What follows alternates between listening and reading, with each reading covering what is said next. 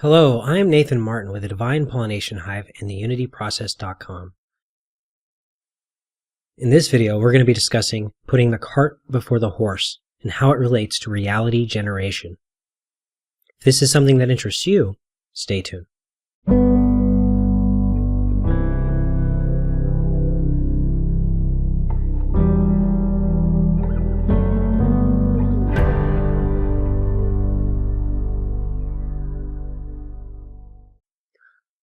So let's take a look at reality generation. How do we create our reality?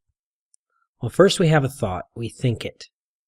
This aligns with the universe is mental. Everything is mental. The all is mental. It's the first Hermetic principle. Then we feel it. This is our unconscious plane. This is another level of mental. Our feelings are a level of mental. And then we act upon it. We create it. We go into the experience, we act on it. Then we get the feedback, and this is the experience itself. And from the feedback, then we can make course corrections, much like a speedometer in a car. So we have an inspiration, an intention. Then our internalized reason fuels our actions. It's emotion. Really, it literally means, our emotions literally mean out of motion. They create motion. They are the fuel, the energy, the life force that generate our reality. Then you have your actions, and the actions are what happens when you have enough fuel to act upon it. Then you get the feedback again, and it goes in a self-sustaining cycle. This is internalized. This is how reality generation is meant to work. In fact, it still does work this way, even when you're externalized, but it just goes in a different order.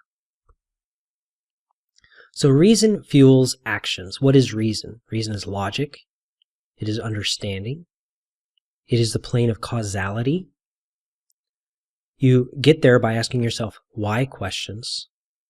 And not just why questions about your external reality, but why questions about your internal reality. Why am I feeling this way?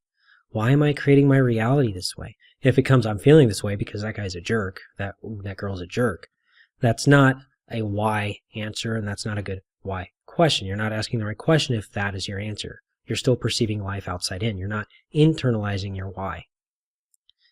And then reason is your personal power. If you are an empowered person, it's because you have your reason fueling your actions from the inside out. You are an empowered person if your reason is inside out. And you're a powerful person if your reason is outside in. If it's an internal locus of control, it's empowerment. If it's an external locus of control, it's powerful or powerless. It goes into a duality. Powerful and powerless are a duality. Empowered is internalized unity. The Merovingian in The Matrix Reloaded said, "Beneath our poised appearance, the truth is we are completely out of control. Causality. There is no escaping it. We are forever slaves to it. Our only hope, our only peace is to understand it, to understand the why. Why is what separates us from them, you from me. Why is the only real source of power. Without it, you are powerless. And this is how you come to me, without why, without power. Another link in the chain." What he's basically saying is, who are you? You have nothing. You are just a binary person. You think it, you act it. You don't actually feel it. You don't have a why. You don't have reason. You have no reason to act. You don't even know why you act. In fact, you're just a slave to somebody else's reason. Who is this other person that's telling him? It's the oracle. The oracle sent you to me. You didn't actually come here from your own why question. The oracle had a reason and they sent you here. You have no why. You're powerless. Why are you here?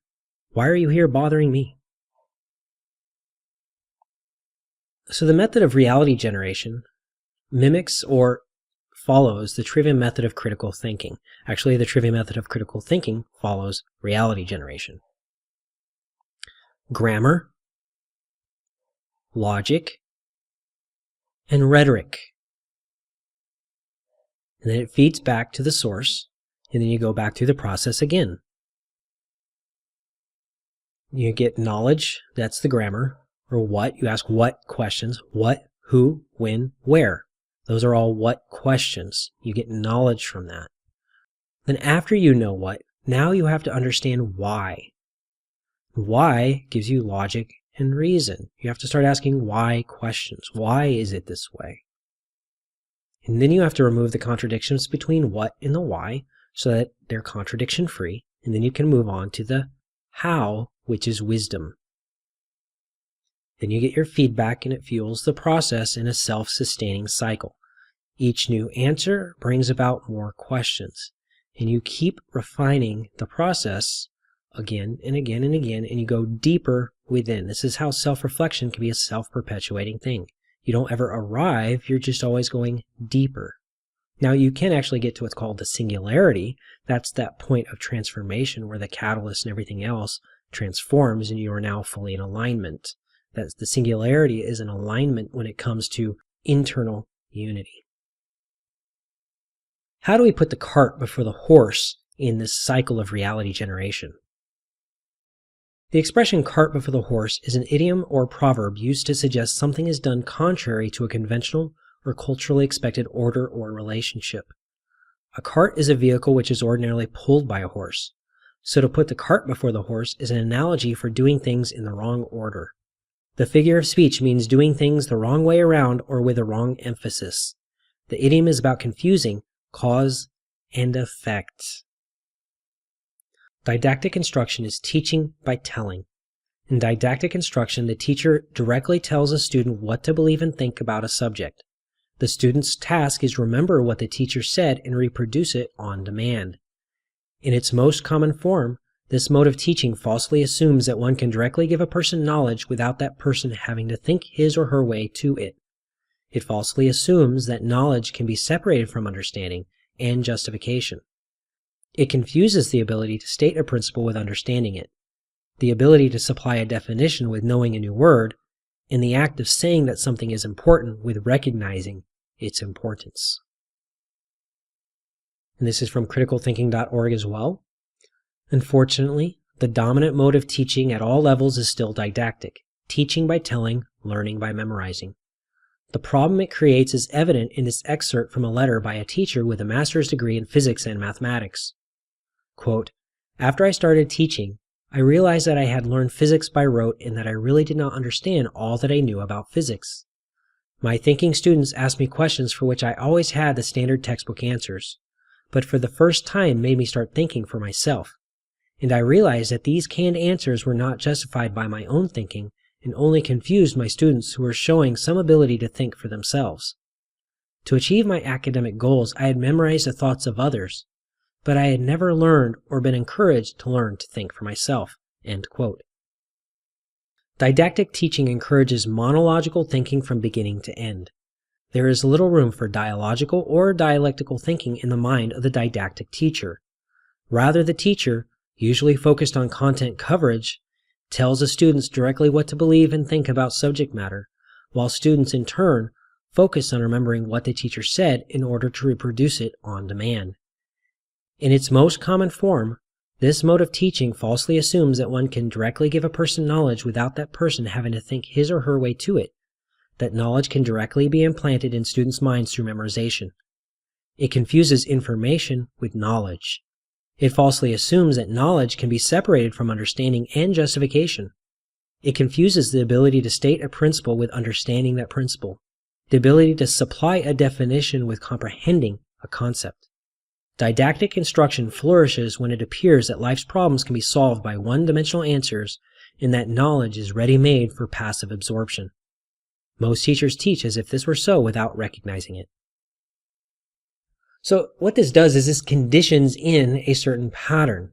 When we're going to public schools and universities, we are being conditioned with a specific mindset, a way of thinking, a way of relating, and this permeates all of our relationships.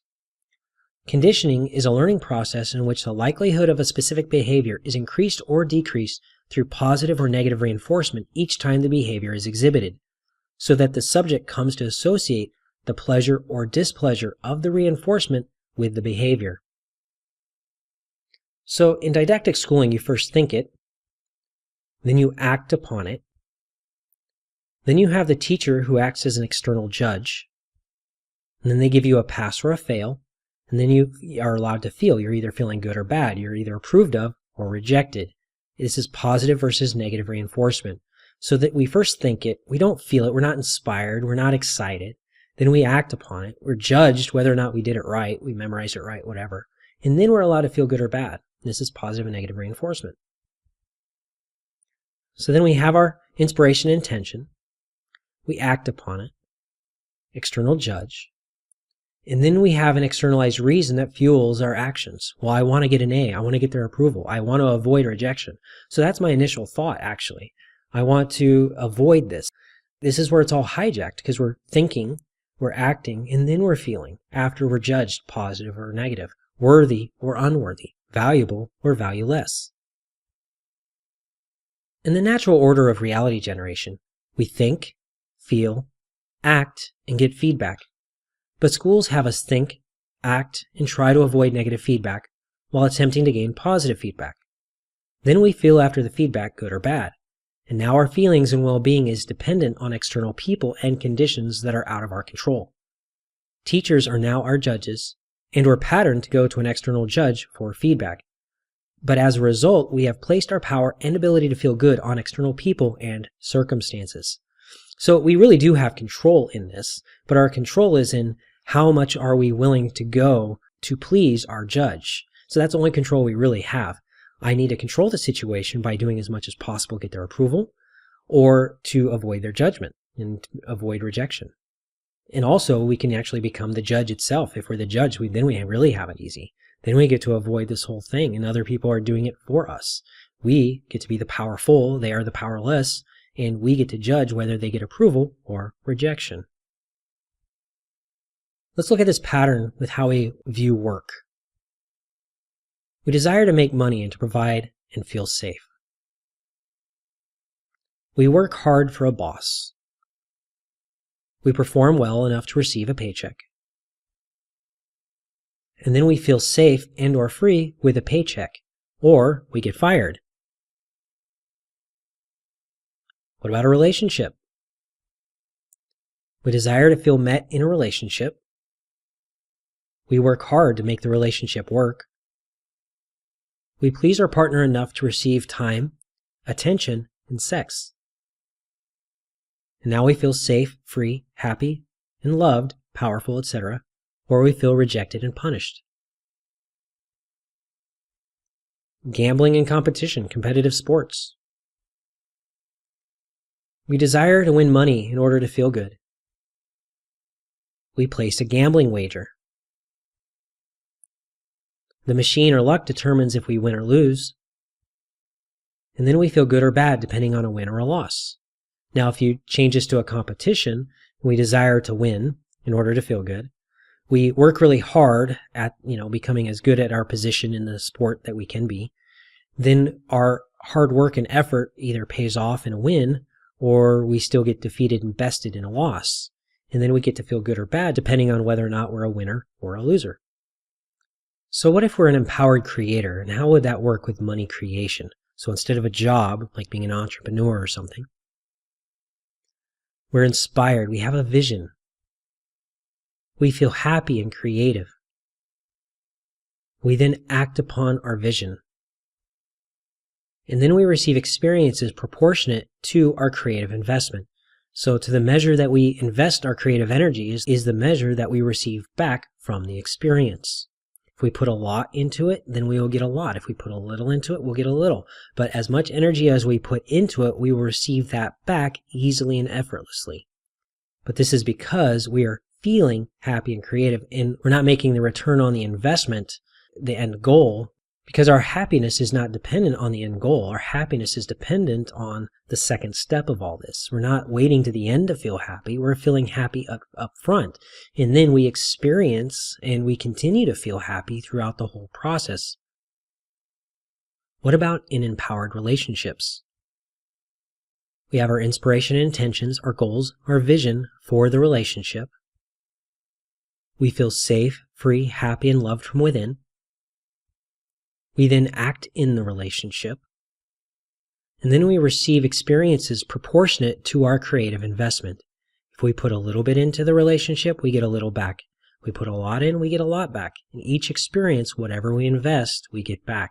Because we are feeling safe, free, happy, and loved from within first. That is our reason. We are not letting the relationship make ourselves happy. We are happy, therefore we have a happy relationship. Our feelings are a guidance system that lets us know if we're in alignment.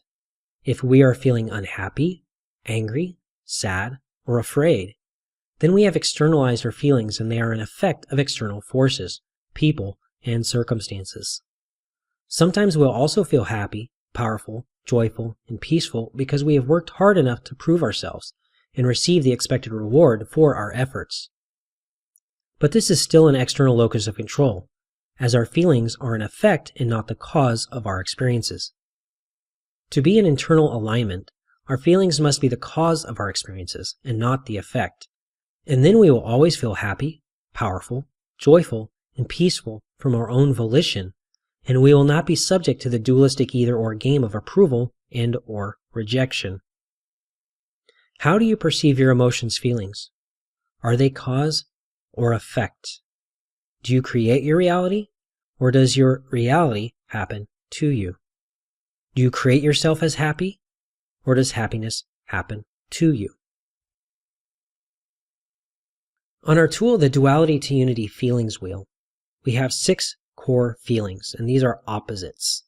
The opposite of sadness is joy. The opposite of fear is peace. And the opposite of anger is power. So when we are feeling angry, we are feeling powerless. We're mad, we're angry, we don't have power, we're not cause in our life. And this tool is just something that we use to help us along when we're processing our emotions. An empowered person is responsible for their feelings, aka their causality, cause, logic, and reason. They self-generate their intentions and manifest their reality without dependencies on others for approval or rejection. Their happiness, peace, freedom, and safety are their responsibility and nobody else's.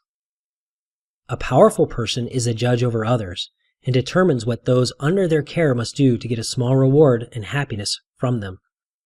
They are a cause over others. When the judge is unable to get those under their care to behave as they think they should, they also feel powerless, which is anger, and they use their anger either in assertive, aggressive, passive, or passive-aggressive manner to cause those under their care to get back in line. A powerless person is somebody who must work hard to gain rewards and avoid punishment rejection. They are not powerful, but must submit to external authorities and judges to feel safe, free, happy, and peaceful. They are also angry, but because they are unable to make a substantial change to the quality of their lives, they often deal with denial, suppression of their feelings, and depression. Depression is that feeling that you're angry and you can't make something fair, then you get frustrated. When you're frustrated and it can't get fair, then you die, you pop. Unless you go into depression. Depression is that safety release that says, screw it, I'm done. I can't do it, I'm a victim. There's no getting around this. When you're in anger and frustration, you're trying to hide your powerlessness, you're trying to do something about it. But once you realize you can't do anything about it anymore, that's when depression sets in. The implications of power and powerlessness. Power and powerlessness denotes an external locus of control. It has to do with Cartman's drama triangle. The whole predator and prey dynamic, they are two sides of the same coin. A predator needs prey. The prey needs predator. The dance of power between the judge and their subjects is codependent and enmeshed. Each needs the other for their perceived well-being. They attract each other. They need each other. They can't live without each other. There's always going to be predator and prey. There's always going to be a judge and the victim. Heroes are also externalized. Heroes will either be the predator, the wolf in sheep's clothing, or the prey who is judged because they are not saving well enough. Predators save their prey with breadcrumbs of approval, and prey save their predators because they are unable to create without somebody to feed upon and exploit. What other implications did I miss? Can you think of any? So let's look at the Cartmans drama triangle really quick. You have the rescuer. They keep the victim stuck. They prevent their growth. They're very disempowering. They ignore their own work. They have to find victims to rescue. They often feel taken advantage of and bitter as a result. Ah, you're an asshole. You didn't take my advice. You have the persecutor. They feel lonely. They look for connection. They have an inability to change as well. They're always critical and dissatisfied with others, and they're attacking them. They're doing a lot of anger transference, shame transference, guilt transference. Then you have the victim, and they're dependent on others. They avoid learning to take responsibility. They're constantly complaining and whining. And honestly, at the heart of every persecutor and every rescuer is a victim. That's why the point at the bottom, because the victim underlies persecutor and rescuer. So what is the solution? As I usually state in my videos and articles, the solution lies in taking responsibility for our thoughts, feelings, and actions by utilizing shadow work, processing our emotions, and self-reflection. Each emotional upset is showing us that we are perceiving life from an external locus of control, from the outside in, and perceive others as having the capacity to harm or reward us. It is imperative that we deconstruct the many reasons why we perceive the external world as cause over us, so that we can instead be cause from within. Once our reason and feelings have been fully internalized, we will then be able to create our intentions free from external pressures, fears, and needs. If you enjoyed this video, please click like. If you're not already a subscriber and would like to keep up to date on my videos, please subscribe. If you have any comments or questions, please leave them in the comments section below. I'm Nathan Martin with the Divine Pollination Hive and the UnityProcess.com. Be safe, be sovereign, be well.